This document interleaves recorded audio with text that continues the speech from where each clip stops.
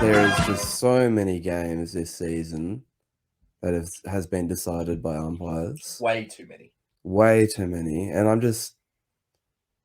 Well, you and I, when we left the game on Saturday night, you and I were talking about, like, literally as we were walking out, we're talking about, is that the third or fourth game this round? It was the third game this round. That was the second one, to be fair. It might have been tomorrow, the Sunday. We mentioned that it was the third, but we said that is another game. No, it was after last night's kick count debacle, where it was had the most free. It basically had the amount of your game's free kicks in the first quarter. Yeah, Essendon and Carlton. Yeah, that was ridiculous. But yeah, it was where you and I were basically saying, like, there's been 3 games this round alone that have been decided by umpires, let alone the fact that we've also had to deal with this for how many weeks? Like, the whole year.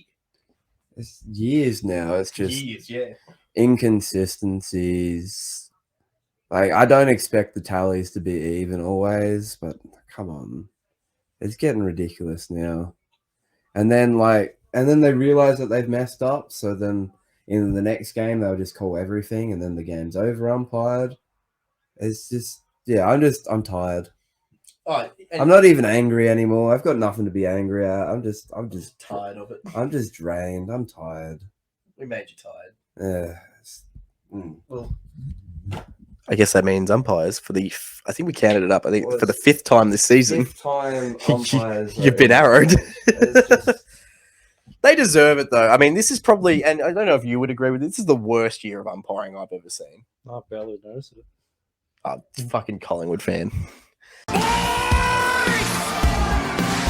go break some hearts. Come on, boy. Then now this boy was the sub on the weekend, so it's probably more me just trying to on the spot wanting to throw one in because I really like this player. Oscar Baker from the Bulldogs. Really enjoy this guy. On Friday, was it Friday they played? Yep. Friday night was the sub. 4 disposals, 3 kicks, 1 handball, 2 marks. So 14 fantasy points, was not that effective. It's funny. I think his most effective spot was right near the boundary line, right where near the bench. The heat map. The heat map. So he was a boy who came over from Melbourne to Western Bulldogs at the end of last year. I believe he was delisted by Melbourne. Picked up by the Bulldogs. Let me see if I can get that.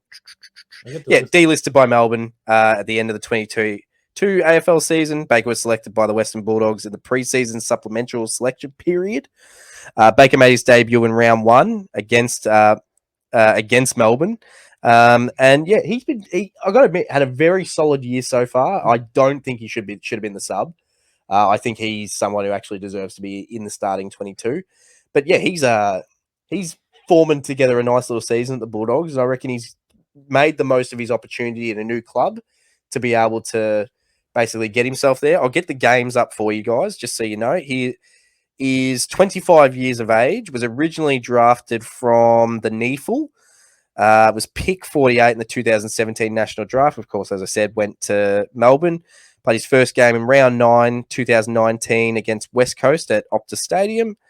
He's 148 centimeters, 82 kgs, not a midfielder, is now a forward, and he has played in total now 26 games. So that's 15 for Melbourne and 11 for the Bulldogs.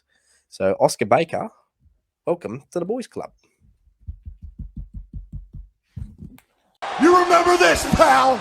You're a boy in a man's world. But my boy this week is a 2-club player. Well, technically 3, because he got picked up by Adelaide in 2005. Didn't play a game, was delisted at the end of 2007. Was picked up by Carlton in the preseason draft in 2008. Adelaide to Carlton. To Carlton, that's right. Darren Pfeiffer played 7 games. For Carlton in 2008. Oh, Darren Pfeiffer. Including a match-winning goal against Fremantle in 08. I remember him. And then he was delisted at the end of 2009. Injury-plagued season. Moved to Queensland to play in the Quaffle. Good old Quaffle. The Quaffle. Was then picked up by Port Adelaide in 2012.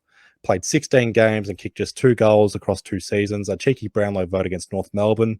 That was a famous come-from-behind victory in 2012. Paul Stewart kicking match-winning goal. In total, 23 games, 6 goals. Basically, Darren Pfeiffer walked so Jason Horne-Francis could run. So Darren Pfeiffer You are now inducted into the Stephenson Warry Hall of Fame. Stop shaking your head, boy. Do you know any of these boys we bring up? Nope.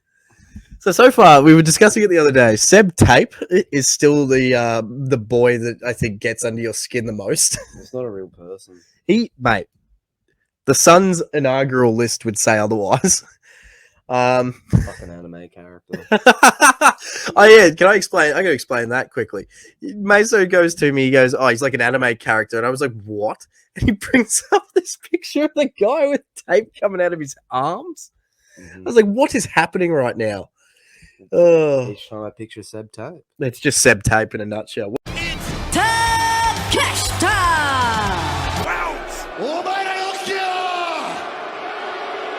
ケニー・オメガを潰すのはこの俺や本気で首狙ってるからな Yeah, so for those who don't know, Melbourne versus Collingwood is about to start as well. So the Queens, I don't want to